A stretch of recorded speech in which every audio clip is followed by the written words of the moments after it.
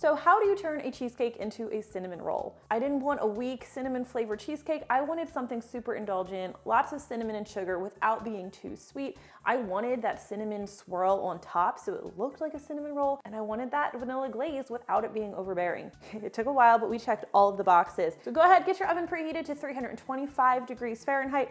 We're going to be using a lower temperature for this recipe. There's no water bath today. I hate water baths with cheesecake. I think they're entirely avoidable, so we're going to be avoiding it. All right, let's start with the crust. Now the crust, we're starting off pretty basic. This is going to be a nice cinnamon roll flavored, encased in a pretty standard graham cracker crust. Found that worked best, and it keeps everything from being too sweet. So what we have here is 1.5 cups of graham cracker crumbs, a tablespoon of brown sugar firmly packed. You can use light or dark, 2 tablespoons of granulated sugar, and then just to kind of hint towards that cinnamon roll flavor, we're using just a bit of ground cinnamon. That's just a ½ teaspoon. All right, get this mixed up, and we'll add our butter. So you'll need 7 tablespoons of butter. I recommend a salted butter, just kind of works well here.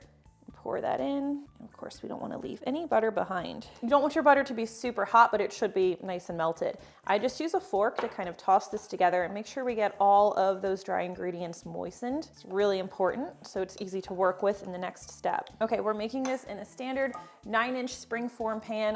This isn't my favorite springform pan. I will link to my favorite version. This one works. I'm just gonna add the crumbs, all of the crumbs. Okay, and I'm going to share one of my favorite cheesecake tricks that's going to help you prevent cracks in your cheesecake. So when we press this crust in, first we're just gonna kind of tamp it down in the bottom. We're going to press it pretty high up the sides of the pan. What you're aiming for anytime you're adding a crust is you want the crust to be higher than your cheesecake is going to go. It can be a little bit hard to anticipate the exact height of your cheesecake, I do understand that, but just aim to go, I'd say about 2/3 of the way up your pan. That should cover you. And a clean, straight glass works really well. Don't stress yourself out if you can't get the crust quite that high. I will show you a couple other things to help you avoid those cracks, but this is just a nice way to give yourself some extra security.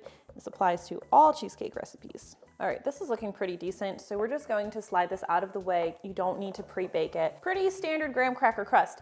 The next step is going to be our cheesecake batter, which is also going to look pretty standard to you. Don't worry though, this isn't basic. We wanted elements from the cheesecake world, and we wanted elements from the cinnamon roll world. So the cheesecake batter that we start with is pretty true cheesecake, and then we're going to bring in those really strong cinnamon roll features. You'll need 24 ounces of a full fat brick style cream cheese. So this is 3 8-ounce bricks. You don't want to use the tub style cream cheese. It can mess with the texture of your cheesecake. I've heard some people have success straining that if they can't find brick style, but I've never personally tried that, so I can't say for sure that would work. So next thing you need 3/4 cups or 150 grams of granulated sugar. Not sure if I said this about the cream cheese, but you really want this to be softened to at least near to room temperature. If it's super cold, you can end up getting lumps in your batter. It can be really hard to get them out. You can end up with them in your cheesecake as well. Today's recipe can be made in the stand mixer with a paddle attachment if you have one, but today I'm just going to be using my electric hand mixer. We'll beat this until it's smooth and creamy.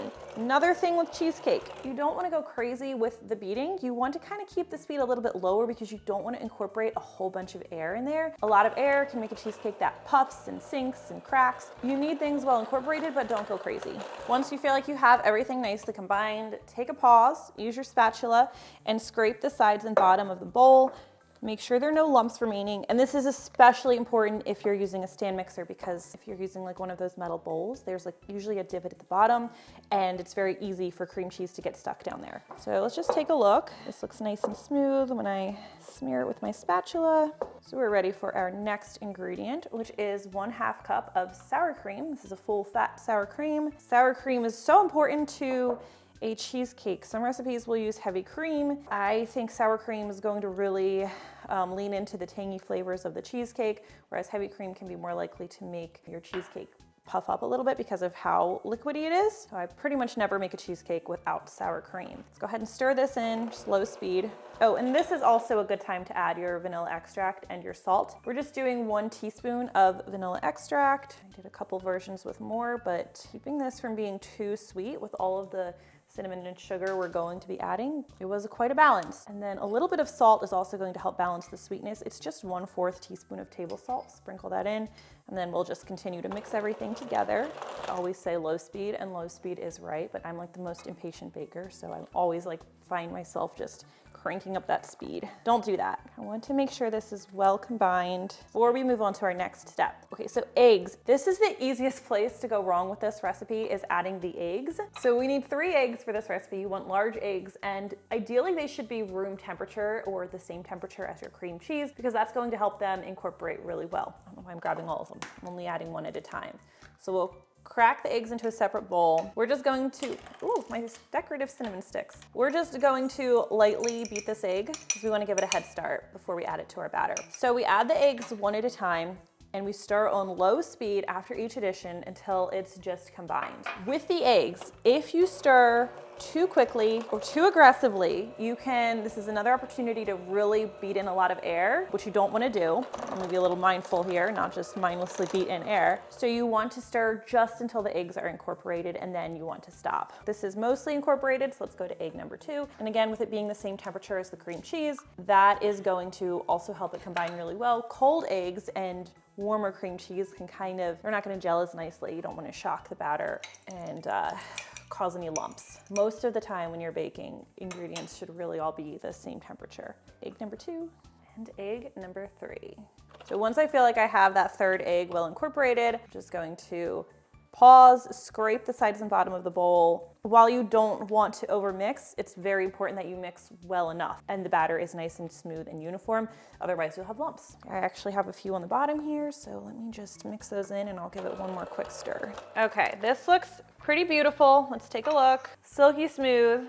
Okay, so for our next step, we are going to make the batter that we need for that super pretty swirl on top. It makes it look like a cinnamon roll. But we're also going to be making, it's going to seem similar to a streusel in texture, but it's really meant to mimic kind of biting into a cinnamon roll. Rich cinnamon sugar, it's got some substance to it. It's not just creamy cheesecake texture. So we are going to start by just melting 1/3 cup of salted butter. We're going to let that cool down a bit. You don't want it to be super hot. You don't want it to feel hot if you touch like the bottom of the dish you heated it in. So I always do that first. Then you'll need a cup of brown sugar. You can use light or dark brown sugar for this recipe, firmly pack it. I prefer to use dark, so that's what I'm using today. Next, we'll do 4 teaspoons of ground cinnamon, nice cinnamon heavy mixture here. And finally, 1/3 cup of all-purpose flour, which is going to help give us that more substantial texture and keep it from being like too crunchy or totally dissolving into the mixture. So I'm just going to use a fork at first to kind of toss all these ingredients together. You can use a whisk, but with the brown sugar, I feel like a fork works really well. Get everything tossed together. Maybe use a larger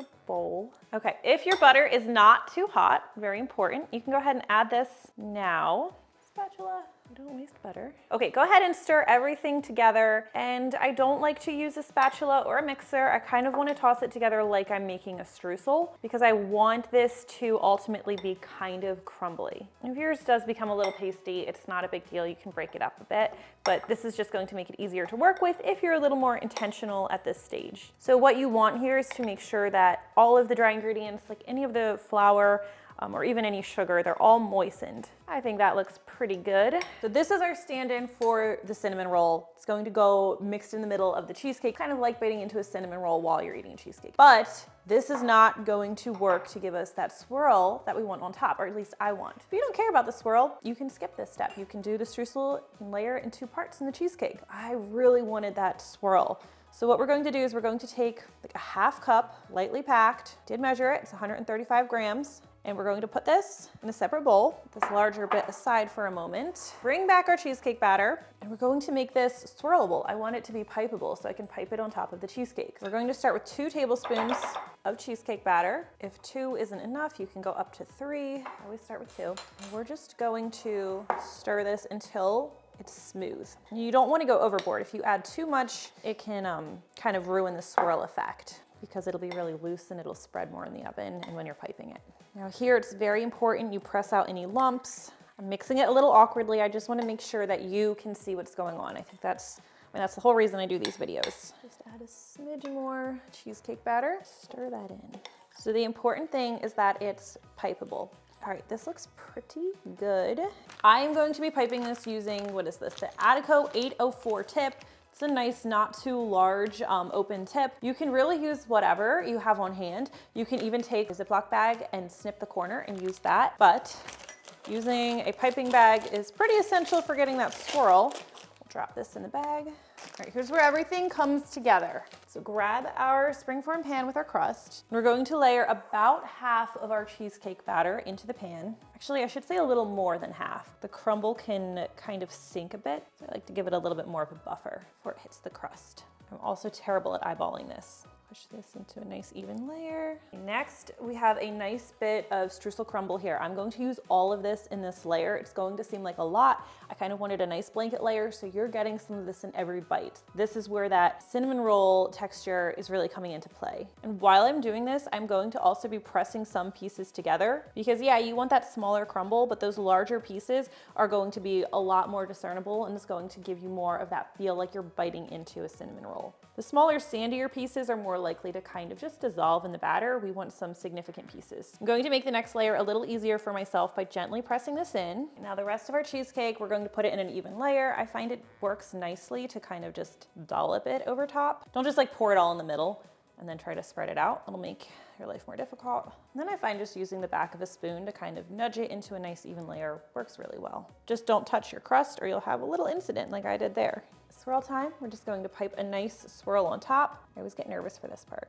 Try to give your spiral enough room because if the lines are too close together, they can start to bleed together. When I was making my cheesecake yesterday in preparation for today's, I made the lines a little bit too close and I'm so mad at myself for that because it just looks better when there's more space and the spiral is more obvious. Anytime I'm using a springform pan, I like to place it on a baking sheet just in case there are any spills. This is going to go in the center rack of your 325 Fahrenheit preheated oven. It's going to need to bake for 45 to 55 minutes. Now it can be hard to tell when a cheesecake is finished baking, so here's what you're going to look for. You're going to slightly jiggle it. The edges should be nice and set, but there should still be some wobble to the center. Once your cheesecake has finished baking, turn off the oven, but leave the cheesecake in the oven. Just crack the oven door a couple of inches, and you're going to let it sit in that oven with the temperature off for 1 hour. This will help it cool more gradually because rapid cooling can cause cracks. If your cheesecake went above your crust, then as soon as your bake time is finished, you want to take a sharp knife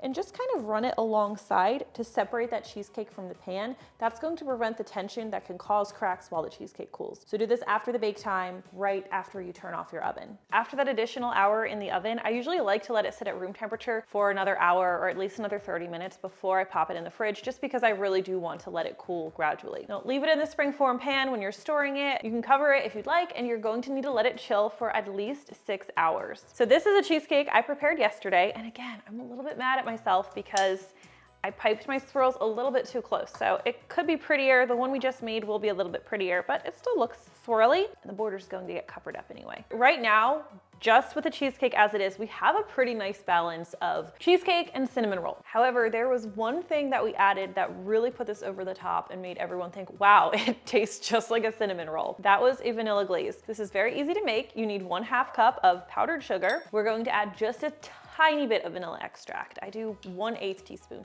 like a drop. Any more than that will make it too sweet. And we're going to add just a bit of milk. You only need like 2 to 3 teaspoons. We're just aiming for a consistency where as it ribbons off of the whisk, it holds its shape for a couple of seconds, or at least a second before it dissolves back into the rest of the mixture. Of course, you want to whisk out any lumps. So just take a spoon and just drizzle this over the cheesecake. Now, vanilla glaze is very, very sweet. I thought it was going to be too much. It's not. But if you eat it before it's solidified, it does kind of seem a little bit too much. So before I serve this cheesecake, I always do let the glaze solidify, and popping it in the fridge will help speed that up. This might be seeming pretty decadent, but wait, there's more. We're going to put a whipped cream border on this cheesecake because it's amazing and it makes it look pretty, and it works really, really well with the whole texture and everything.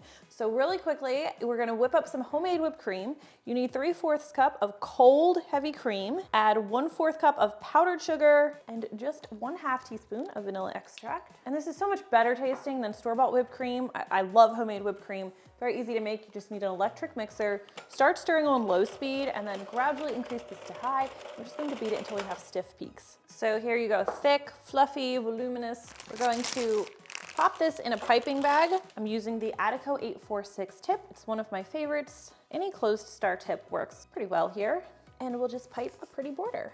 And if you were thinking, oh my gosh, she's finally done with the sugar, we're not. One last thing I like to put on this cheesecake. Look, cheesecake and cinnamon rolls, they're indulgent desserts, right? They're meant to be indulgent, and we're not going to we're not gonna skimp on that. We're going to make a little quick mixture of cinnamon and sugar. I'm just using 1.5 teaspoons of granulated sugar and 1/4 teaspoon ground cinnamon, and we're just gonna sprinkle that over our whipped cream. It's crazy, it's decadent, it's indulgent, it's also amazing. I really am excited for you to try this, but let's cut into it so you can see how we look inside. I want you to take in every feature here because I think you're going to really appreciate each and every one. Anyone you serve this to will. Graham cracker crust, fairly basic, little cinnamon spiced. That is like the gooey cinnamon roll, nice pop of cinnamon flavor that you're going to get in almost every bite of this otherwise pretty classic cheesecake surrounding. You've got your pretty swirl on top. You've got your vanilla glaze and your whipped cream. I really think we captured everything you could want in a cinnamon roll cheesecake, and I'm really genuinely excited for you to try this. If you do, let me know what you think. I always love hearing from you. Thank you so much for watching, and I will see you next time. All right, we're gonna take a bite. Best part of my day. You really nailed that. That's really good. To embody a real cinnamon roll. That's kind of lame. Sorry, this is difficult for me to do, you know, to be on camera. Oh, the lady was stinking. Stay over there. Don't come near my butter. Or your cheesecake. Well, I've just remembered the butter incident. This isn't an attack. Okay, that bug needs to go. I don't even know why I'm looking because I'm not gonna remember in 4 seconds.